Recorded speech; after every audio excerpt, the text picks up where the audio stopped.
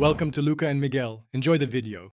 You begin by sketching a clear front triangle. Make it equilateral or isosceles depending on your design. Once done, choose a vanishing direction to establish perspective. This gives consistent depth. Use parallel depth guides from each front vertex about 1/2 the triangle height to locate the rear vertices. Make light construction lines so you can adjust. You're setting the foundation here. Accurate placement controls final symmetry and prevents foreshortening errors later. Now connect each front vertex to its matching rear vertex to form the prism side edges. These lines define the rectangular faces.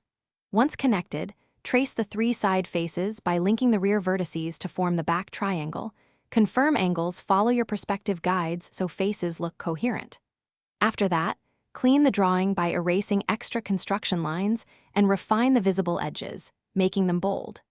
This refinement clarifies which edges are front, which recede, and prepares the Decide where your light source sits so shading reads correctly. Lighter on the face facing light, darker on the opposite face. Apply tones in consistent steps, use cross-hatching or smooth gradients, and add a cast shadow on the ground aligned with the chosen light angle. Finally, darken final outlines and add small highlights for edges.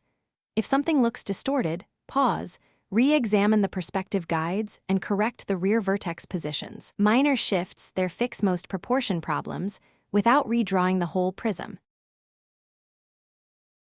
Thanks for watching and please subscribe. It's the best investment you'll ever make.